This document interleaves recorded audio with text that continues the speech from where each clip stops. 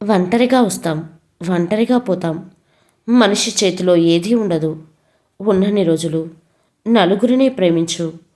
ఒంటరితనాన్ని నవ్వుతూ చేయించు. నీకు ఉన్న కష్టాలను ఆనందంగా ఓడించు.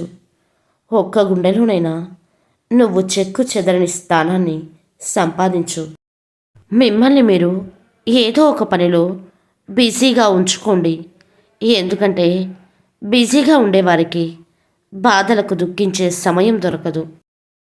ఈ లోకంలో ప్రతి ఒక్కరికి వారి తెలివితేటల మీద గర్వం ఉంటుంది, కానీ ఏ ఒక్కరికి తమలో ఉండే గర్వం తెలుసుకునే తెలివి ఉండదు. మనవి అనుకున్నంతవరకే ఈ బంధాలు, అనుబంధాలు. మనసు విరిగి ఒక్కసారి వద్దు అనుకుంటే నువ్వు ఎవరో, నేనెవరో. జరిగిపోయిన దాని గురించి ఆలోచించడం వేస్ట్ అని నాకు తెలుసు, కానీ జరిగిపోయిన దాంట్లో నా జీవితం ఉంది. దాన్ని నేను ఎలా మర్చిపోగలను? అందరూ నువ్వు మారిపోయావు అని అంటారు, కానీ ఆ మార్పుకి వాళ్ళ మాటలు, ప్రవర్తన ఎంతవరకు కారణమని ఎవరూ ఎప్పుడూ ఆలోచించరు. నీ తప్పు లేకున్నా కొన్ని సందర్భాలలో నలుగురిలో మాట పడవలసి వచ్చినప్పుడు మౌనంగా భరించు. రేపటి రోజు నిన్ను వెతుక్కుంటూ వచ్చి క్షమాపణ చెప్పే రోజు వస్తుంది. నిన్ను అన్న వాళ్ళకి నీ మాటల కన్నా మౌనమే ఎక్కువ సమాధానం చెబుతుంది అనుకున్నప్పుడు మౌనం వహించు. నువ్వు మౌనంగా ఉండడం కన్నా మాట్లాడడమే మంచిదనే సమయాన మాట్లాడే అవకాశం కోల్పోకు.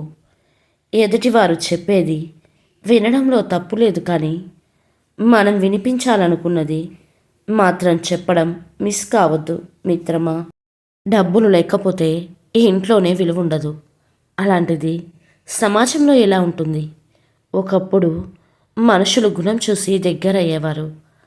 ఇప్పుడు డబ్బులు చూసి దగ్గరవుతున్నారు. గ్రహించుకో మిత్రమా. మరిగే వేడి నీటిలో ప్రతిబింబం ఎలా కనపడదో, ఆవేశంలో ఉన్న మనసుకు పరిష్కారం కూడా అలాగే కనిపించదు.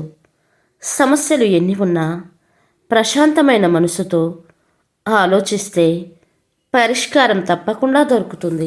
మనల్ని అర్థం చేసుకుంటే గుండెల్లో గుడి కట్టినా తప్పు లేదు, కానీ మనకే విలువ లేని చోట ఎదుటి వ్యక్తి గురించి ఎంత ఆలోచించినా వ్యర్థమే. నేను లేని చీకటి సమయంలో ఎవరు పని చేస్తారు అని సూర్యుడు ప్రశ్నిస్తే విశ్వమంతా మౌనంగా ఉండిపోయింది. కానీ దీపం మాత్రం నా శక్తి మేరకు నేను పని చెయ్యగలను అని వినయంగా సమాధానం చెప్పింది. మంచి పని చేసేందుకు స్థాయి, భేదాలు అవసరం లేదు. అది మన బాధ్యత అనుకుంటే చాలు.